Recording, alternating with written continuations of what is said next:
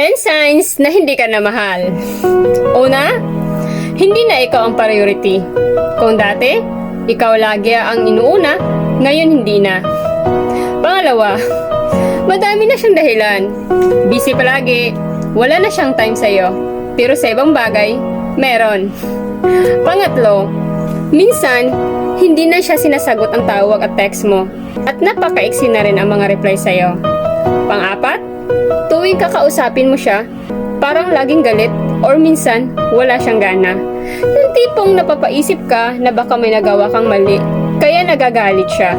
Kahit alam mo namang sa sarili mo na wala ka naman dapat ikagalit.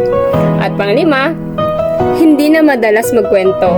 Yung dating parang wala lang katapusan ng daldal niya, ngayon, nakakabingi na ang pagiging tahimik niya.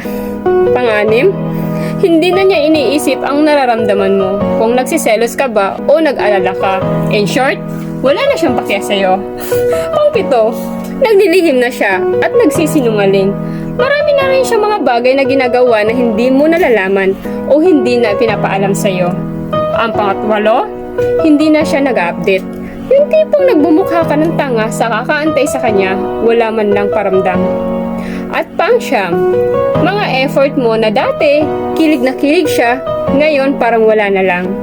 At panghuli, madalas na kayong mag-away. Simpleng problema, pinapalaki. Parang naging normal na lang yung ganoong setup nyo palagi.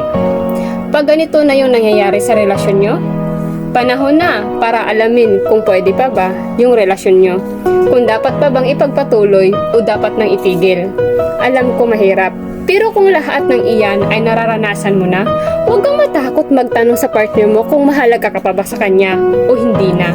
Sa ganitong paraan, maaagapan mo yung sarili mo na masaktan ka ng sobra. Kapag ramdam mong ayaw nila sa'yo, huwag ka nang magpaliwanag. Iwas agad. At anuman ang kanilang dahilan, huwag mo nang alamin. Sa dinami-raming tao sa mundo, imposible naman kung lahat ayaw sa'yo, di ba? Doon ka sa mga taong tanggap at importante ka, sa kabila ng iyong katayuan at mga kahinaan sa buhay. Because at some point, you have to realize that some people can stay in your heart, but not in your life. Na-homesick ka? Iyak mo lang. Pagod ka na. Ipahinga mo yan. May sakit ka? Gamutin mo ang sarili mo. Oo, ganyan ang buhay ng isang OFW. Kaya kung may plano kang mag-abroad, pag-isipan mo nang mabuti. Baka hindi mo kayanin. Dahil dito mo mararanasan ang hirap na hindi mo para naranasan. At dito mo makikita ang tunay na laban na kahit ayaw mo na, hindi mo pwedeng sukuan. Ano? Gusto mo pa mag-abroad? Akala mo madali kasi ang pag-abroad. Hindi yon. Sa pag-abroad, kailangan matapang, malakas, madeterminasyon. Kasi ang pag-abroad, nandito lahat ng laban. Hindi ka pwedeng pahina-hina dito. Hindi ka pwedeng uupo-upo. Hindi ka pwedeng pag ayaw mo. No, iba dito. Kailangan mo ng mahabang patience. Mahabang pasensya. Dahil iba ang makakasalamuha mo. Wala ka sa bansang banyaga kung saan ka pinapanganak. Nandito ka sa ibang bansa na kung saan kailangan mong makisama. Kailangan baguhin mo yung ugali mo na kung dati hindi ka marunong makisama, dito kailangan ka marunong makisama. Kung dati na hindi mo alam kung paano maglinis ng bahay, dito kailangan mong matuto. Kailangan marunong ka. Kung ano yung mga kaugalian mo sa Pilipinas na hindi mo pwedeng dalhin dito, huwag mong dalhin. Dahil iba ka sa Pinas at iba ka dito. Iba yung magiging role mo pag nandito ka na. Tandaan mo yan. Sa pagiging abroad, lahat ng ugali na hindi maganda, huwag mo nang dalhin. Dahil hindi mo yan ma-apply dito. Ang pwede lang i-apply dito sa pag-iibang bansa ay dapat marunong kang dumiskarte. Alam mo lahat ng gawain at marunong kang makisama. Dahil hindi ikaw ang masusunod. Siyempre, may amo ka. Sila ang dapat masunod at hindi ikaw. Kaya alam mo dapat kung anong role mo. Alam mo dapat kung anong obligasyon mo. Akala mo sa pag-abroad madali? Akala mo sa pag-abroad mabilis ang pera? No. Kailangan paghirapan mo yun. Dugot pawis mo yung paghirapan bago mo makuha. Yun ang realidad ng pag-abroad. Akala kasi ng iba, pag-abroad, mapera. Pag-abroad, akala nila mayaman. Pag-abroad, akala nila easy lang, madaming ipon. No, wala. Sa realidad ng buhay, Talaga ang mga abroad, walang-wala yan. Akala nyo meron? Nagsisikap lang sila, nagtitiis lang sila dahil sa mga mahal nila sa buhay. Kaya dapat kayong nasa Pinas, pahalagahan nyo ang bawat sentimo na pinapadala ng abroad. Kasi hindi nyo alam kung paano nila yun kinita, hindi nyo alam kung paano nila yun tinatrabaho. Alam nyo ba na kalahati ng katawan namin ay nasa sementeryo para makuha lang namin yung dollar? Ganun. Hindi basta-basta nakukuha ang dollar. 7 cross bago mo makuha yun. Marami kang pagdadaanan. Hindi ganun kadali. Oo, pag nasa palad namin yan, mabilis lang siya mawala. Dadaanan niya sa palad namin yung sweldo, pagka after 1 minute or ilang ano na, pag napadala na yun, wala na yun. Buti nga ang sweldo nakakauwi sa Pinas, kami, ilang taon bago makauwi. Ganun. Kaya sana naman, sa mga may mga hal sa buhay, sa mga may kamag-anak na abroad, sana wag nyo naman baliwalain. Wag nyo naman na, porket pagkatapos yung hingan, wala na, hindi na kayo magpaparamdam. Magpaparamdam lang kayo pag tuwing sahuran. No. Dapat man lang, kahit wala kayong kailangan o wala kayong ano, kumustahin nyo.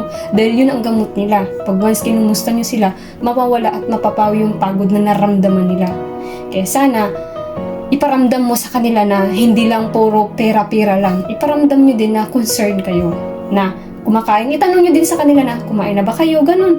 Kasi yun lang yung gamot eh. Please do like and follow for more hugot. Char!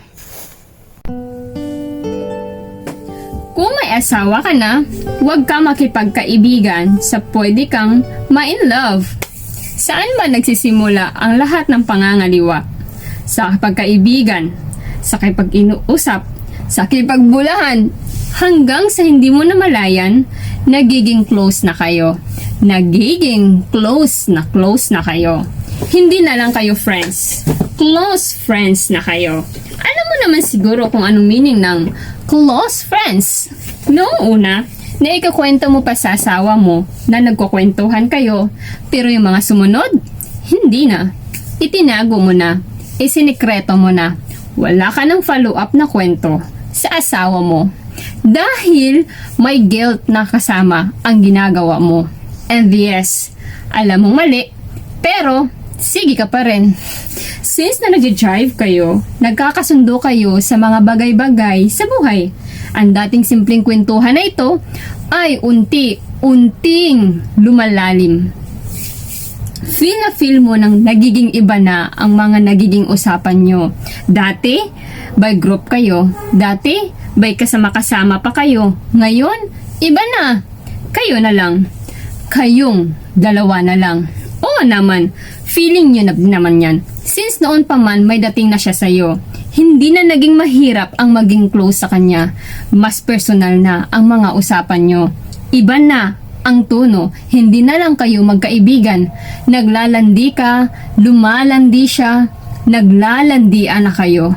Huwag mong sabihin na dadala ka lang sa sitwasyon dahil sa una pa lang, alam mo nang mali.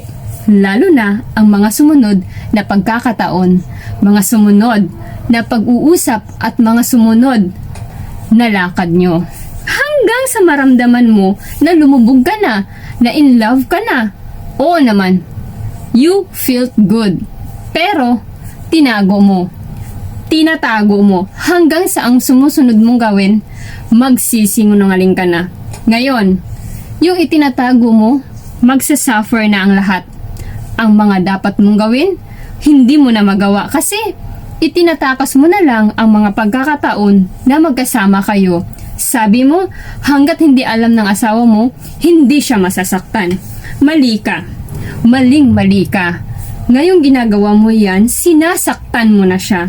Kapag nalaman niya yan, sa tagal na itinatago mo, doble, triple ang sakit. Sabay-sabay, papatong sa dibdib niya yan. At kapag nabuko, babayaran mo ang lahat ng mga nasasaktan mo. Mula sa pamilya niya, kahit sa pamilya mo, masasaktan mo. Kahit ang mga batang walang kamalay-malay, masasaktan mo. Ang dating tahimik na pamilya, wasak na. Kahit ubusin mo ang dahilan o rason, i-justify mo man ang ginagawa mo, walang maniniwala sa'yo. Kahit sino pa ang takbuhan mo, huhusgahan ka. Lalo na ang mga taong nakakilala sa iyo, nakakilala sa inyo. Oo naman, kilala nila kayo. Kilalang kilala ka nila. Alam nila na sinungaling ka. Naghahanap ka lang ng simpatya, pero kahit anong dalal mo, kahit anong gawin mo, iba pa rin ang tingin nila sa'yo sa taong nagloko. Iba pa rin nila ang tingin nila sa taong nangaliwa, pumatol sa iba, mga taong non-faithful. Ngayon, makipagkaibigan ka pa ba sa taong pwede kang ma-in love? Na-imagine mo na ba na yung gulong idudulot sa iyo at sa tahimik mong pamilya? Ikaw na ang lumayo, ikaw na ang umiwas, at ikaw na ang pumigil sa sarili mo. Oo, kahit wala pa kayong ginagawa na masama, wag na lang, kalimutan na lang. At kapag nagpigil ka, alam ng Diyos na nagpigil ka, nagkontrol ka, nakikita niya, naiintindihan niya. Lahat ng mga magandang ginagawa mo, may katapat din, nakabutihan, nakikitin niya kung gaano ka kalinis ang puso mo. Shout out sa lahat ng mga OFW na katulad ko. Guys, para sa atin to. Pakinggan mo. Kontrata, panibagong 2 taon na namang mawalay sa pamilya. 2 taong pagtitiis sa pangungulila na mamuhay malayo sa mga mahal sa buhay. Pagtitiis at paghihirap na di kasama ang mga mahal sa buhay. 2 taong pagsisikap makapagbigay lang ng maayos na buhay sa mga anak, kapatid o kung sino man. Sa loob ng 2 taon, di mo maiwasang magkasakit. Walang mag-aalaga, walang magluluto para sa'yo. Real talk yan. At ang pinakamasakit, kailangan mong kumilos kahit masama ang iyong pakiramdam. Sad but it's true. Lahat ng yan ay hindi iniinda kung ang kaikibat naman ito at ang magandang kinabukasan ng mga mahal sa buhay. Diba? Mahirap. Ang kontrata, panibagong pag-asa yan. Pag-asang makamit lahat ng pinapangarap sa mahal at para sa sarili. Makapagbigay ng magandang kinabukasan sa mga anak, sa pamilya, mapag-aral ang mga anak, maibigay ang kanilang mga pangangailangan. Yan ang kaligayahan ng mga OFW. Diba? Simple lang.